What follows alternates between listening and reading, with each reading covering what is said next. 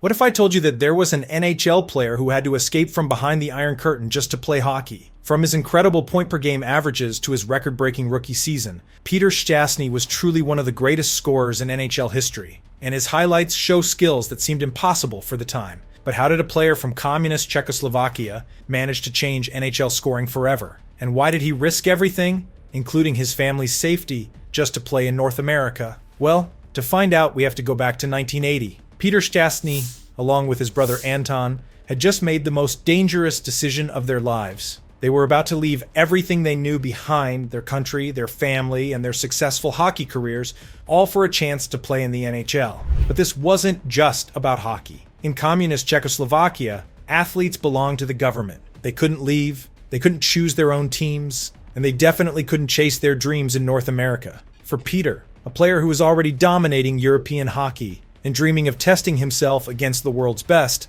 this felt like a prison. The 24-year-old had spent years watching NHL games on illegal broadcasts, wondering if his European style of play could actually work in the fastest, toughest hockey league in the world. He knew that if he stayed in Czechoslovakia, he would never find out. But leaving meant betraying his country, abandoning his parents, and risking everything for a dream that might not even work out. But before any of this drama could unfold, we need to understand just how good Peter Šťastný really was back in Czechoslovakia. Growing up in Bratislava, Peter and his brothers Marian and Anton literally grew up with hockey sticks in their hands. In a country where hockey was like a religion, the three Šťastný brothers weren't just good, they were incredible. Peter eventually joined the Bratislava team of the Czech League, where he would score approximately 120 goals during his time there. Numbers that would have put him among the top scorers in NHL history if you combine them with his later NHL career.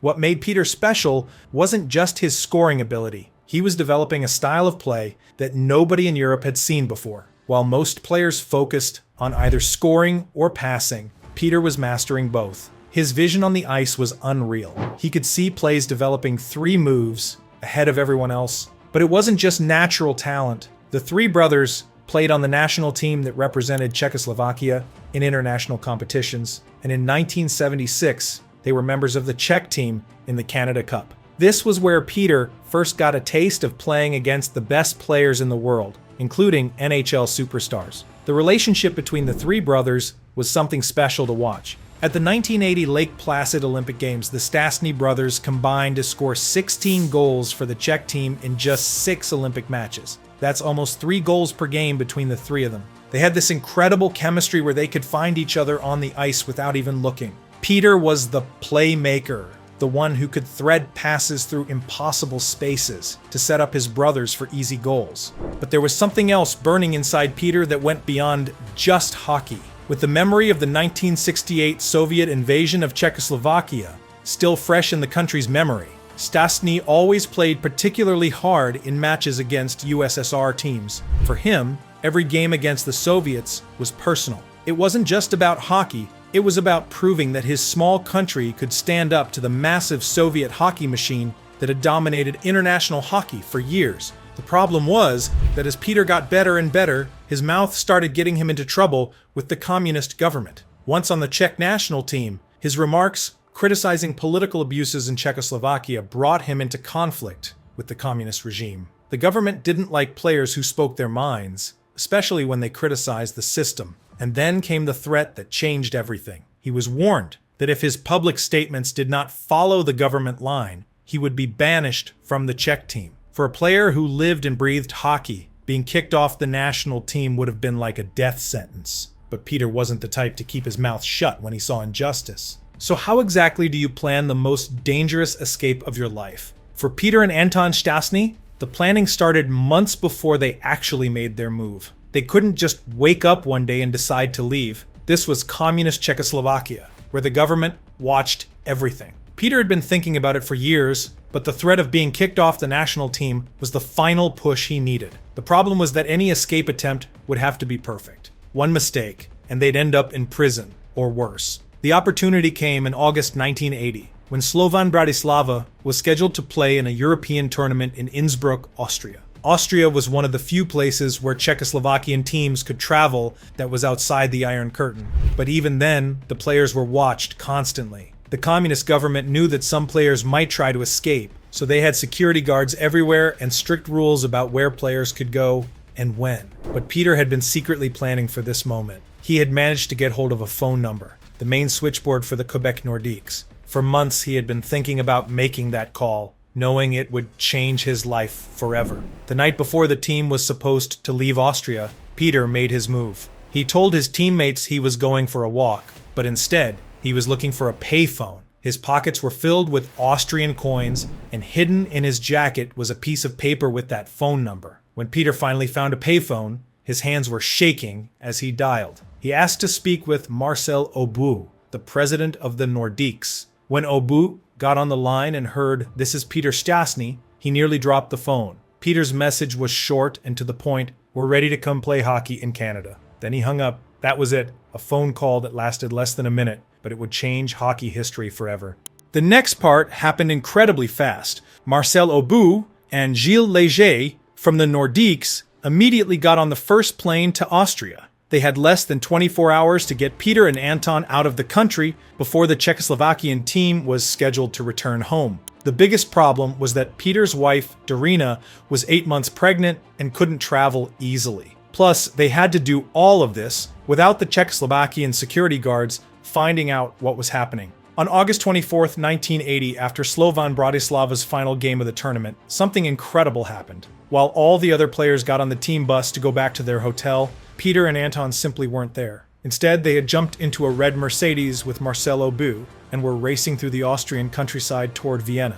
The Czechoslovakian officials didn't even realize they were missing until the bus got back to the hotel, but the escape was far from over. When they got to Vienna, things got really scary. The Czechoslovakian embassy had figured out what was happening and had sent agents to track them down. Peter later described it like being in a spy movie. They had to sneak from hotel to hotel, and at one point Austrian police had to escort them with a full convoy. Police cars in front and behind, with motorcycles alongside. If anyone had tried to stop them, the police were ready to use force.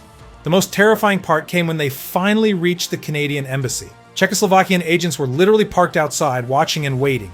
But the Canadian officials took control of the situation and got them inside to safety. From there, it was a race to the airport. The whole time, Peter kept thinking about what would happen if they got caught. It wasn't just about him and Anton, it was about his pregnant wife and what the communist government would do to their families back home. The consequences started immediately. Before Peter and Anton had even landed in Montreal, the Czechoslovakian government was already punishing their family. Their father was demoted at his job and lost the apartment he had been waiting years to get. Their older brother Marian, who had stayed behind because he couldn't bring his wife and 3 children, was suspended from hockey and put under constant police watch. The government was sending a clear message: if you betray the country, your whole family will pay the price. But for Peter and Anton, there was no going back. On August 25th, 1980, they stepped off the plane in Montreal as free men. The next day, they officially signed with the Quebec Nordiques, becoming the first star players from behind the Iron Curtain to join the NHL. Their escape had worked, but the real test was just beginning. Could they actually play hockey well enough to make it all worthwhile? Landing in Montreal felt like stepping into a completely different world for Peter and Anton Šťastný. After spending their entire lives behind the Iron Curtain, everything about North America was shocking. The cars were bigger, the buildings were taller, and people could actually speak their minds without worrying about getting arrested. But the biggest culture shock was waiting for them at the rink. The first time Peter stepped onto NHL ice for practice, he couldn't believe what he was seeing. The speed was unreal. In Czechoslovakia, hockey was more about skill and strategy. Players would think about their moves, set up plays carefully, and try to outthink their opponents. But in the NHL, everything happened in milliseconds. Players were flying around the ice at speeds he had never experienced, and they were hitting each other like trucks. The physicality was on a completely different level from European hockey. But it wasn't just the speed and hitting that shocked Peter. It was the way North American players approached the game. In Europe, hockey was almost like chess on ice. You used your brain first, then your body. But in the NHL, players seemed to use their bodies first and think later. They would charge straight at opponents instead of trying to outmaneuver them. For someone who had built his entire game around finesse and intelligence, this was like learning a completely new sport. The language barrier made everything 10 times harder. Peter could barely speak English when he arrived, and his teammate were speaking so fast that half the time he had no idea what was going on. During team meetings, coaches would be drawing up plays on the board, and Peter would just nod along, hoping he was understanding correctly. The worst part was that he couldn't communicate with his teammates on the ice. In crucial moments, when split-second decisions mattered, he couldn't yell instructions or ask for the puck the way he was used to. What made it even more difficult was that Peter had landed in Quebec City, where most people spoke French, not English. So he wasn't just learning one new language, he was trying to figure out two at the same time. During interviews with local media, he needed translators, and even simple things like ordering food at restaurants became complicated adventures. He felt like a kid again, pointing at menu items and hoping for the best. The media and some fans didn't make things easier for him. There were whispers that European players were soft compared to North American players. Critics said that Peter and Anton were talented, sure, but they questioned whether they could handle the physical, grinding style of NHL playoff hockey. Some writers called their style fancy, in a way that wasn't meant as a compliment. They acted like European hockey was somehow less tough or less real than North American hockey. Even some of his own teammates seemed unsure about these new European guys. North American players had grown up believing that NHL hockey was the toughest, most physical hockey in the world, and that Europeans played a weaker version of the game. When Peter would make a beautiful pass, instead of just shooting the puck hard at the net, some teammates would shake their heads. When he would try to skate around a player instead of just running him over, they thought he was being too cute. The schedule was brutal compared to what Peter was used to in Europe. In Czechoslovakia, teams would play maybe 30 to 40 games in a season, with plenty of rest between games. But in the NHL, teams played 80 games plus playoffs, often with back-to-back games in different cities. By Christmas of his first season, Peter was absolutely exhausted. He had never experienced this kind of constant travel and physical wear and tear on his body. But the worst part wasn't the physical exhaustion. It was the doubt that started creeping into his mind. During those first few months, Peter began wondering if he had made a huge mistake. Maybe the critics were right. Maybe his European style wouldn't work in the NHL. Maybe he had given up everything, his family, his country, his entire life show, for a dream that was never going to come true. The turning point came around the All-Star break. Peter's body had finally adjusted to the NHL schedule, and more importantly, he started figuring out how to blend his European skills with North American intensity. Instead of trying to completely change his game, he began using his intelligence and passing ability as weapons against players who were stronger and faster than him. He realized that while NHL players were incredibly athletic, many of them weren't as creative or unpredictable as he was. By the second half of his first season, something magical started happening. Peter's European style wasn't holding him back anymore. It was making him special. His ability to see the ice differently than North American trained players became his biggest advantage. While other players were thinking about making the safe play, Peter was seeing possibilities that nobody else could imagine. The turning point came on February 20th, 1981. That night, something clicked for both Peter and Anton in a way that nobody could have predicted. They were playing the Vancouver Canucks on the road, and by the end of the game, both brothers had scored hat tricks and added 3 assists each. 6 points in one game. For rookies, that was almost unheard of. But Peter knew something special was happening. After months of struggling to adapt, his European style was finally meshing with NHL intensity. 2 nights later came the moment that changed everything. February 22nd, 1981, at the Capitol Center in Washington, a game that would go down as one of the wildest in NHL history. The final score was 11-7 for Quebec, but the real story was what the Šťastný brothers did that night. Peter scored 4 goals and had 4 assists. Anton scored 3 goals and had 5 assists. Both brothers finished with 8 points each, setting NHL records that still stand today. What made this performance even more incredible was how they were doing it. Peter wasn't just scoring goals by overpowering defenders like most NHL players. He was using his brain. On one of his goals, he faked a pass to Anton so perfectly that the goalie moved completely out of position, leaving Peter an empty net. On another play, he threaded a pass through 3 defenders to set up Anton for an easy tap-in. The most amazing part was that Anton assisted on each of Peter's 4 goals, and Peter did the same on Anton's 3 goals. They were reading each other's minds out there. The numbers from those 2 games were absolutely shocking. In just 48 hours, Peter had scored 7 goals and 7 assists for 14 points. Anton had 6 goals and 8 assists for 14 points as well. Together, They had combined for 28 points in 2 games, a record that will probably never be broken. But more importantly, people were starting to realize that European hockey wasn't soft at all. It was just different, and different, it turned out, could be devastating. By the end of his rookie season, Peter had completely shattered expectations. He finished with 39 goals and 70 assists for 109 points, becoming the first rookie in NHL history to break the 100-point barrier. He won the Calder Trophy as Rookie of the Year, but that was just the beginning. The hockey world was starting to understand that they weren't just watching a good player.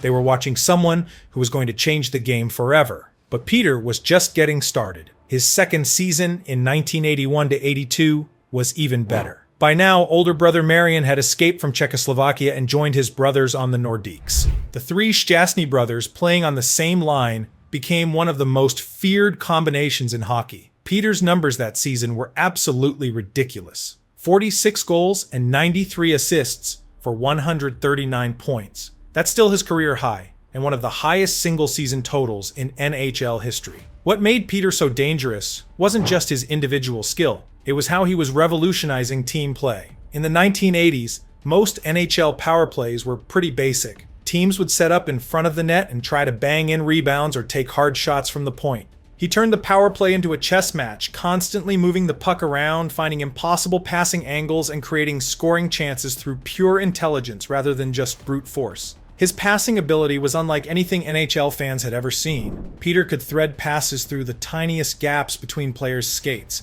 He could make no-look passes while skating at full speed. Most amazingly, he seemed to know where his teammates were going to be before they knew it themselves. His hockey IQ was so high that he was essentially playing a different game from everyone else on the ice. The impact on Quebec was immediate and obvious. The Nordiques went from being a struggling expansion team to being one of the most exciting teams in the league. But the bigger impact was on the entire NHL. Other teams started to realize that if they wanted to compete, they needed to change their approach. The days of relying purely on size and hitting were ending. Teams needed skill players who could think as fast as they could skate.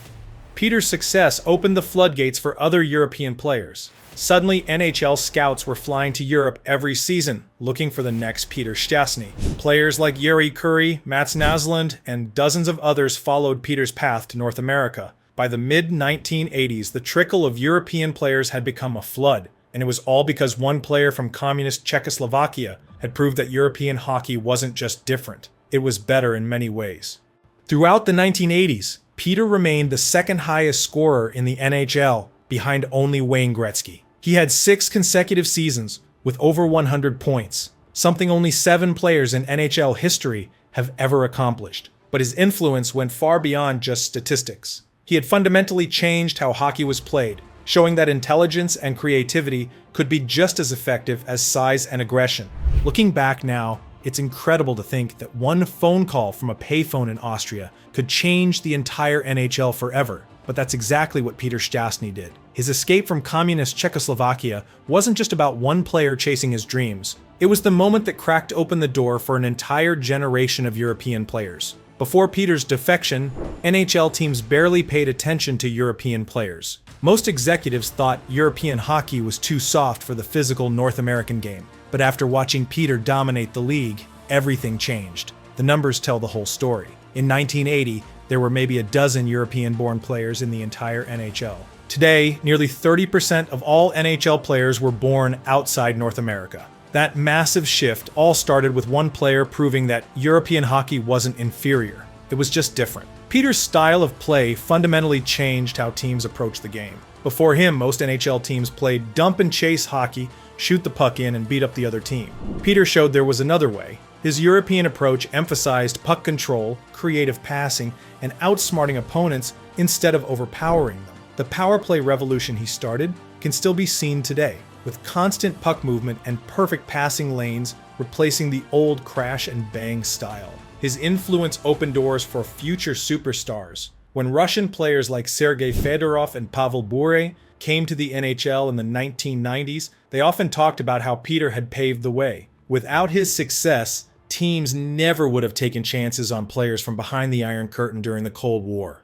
Peter's success also changed how NHL teams did business. Teams started hiring European scouts and building international scouting networks. The NHL went from being a regional North American league to a global league attracting the best players from every hockey-playing country. Even player training changed. Youth hockey programs across North America started incorporating European-style skill development after seeing how successful Peter was. Perhaps most importantly, Peter changed hockey's culture. Before him, there was only one right way to play, the North American way. Peter proved that hockey was a global language with different accents, and that diversity of playing styles made the sport better. Today, when you watch Connor McDavid make impossible passes, or Erik Karlsson revolutionize defense, you're seeing Peter Šťastny's legacy. Every complex power play, every beautiful passing sequence, every European player drafted owes something to the man who proved it was possible. So here's the question Peter forces us to ask. Who is the greatest European player in NHL history? Is it Peter himself, the pioneer who opened the door?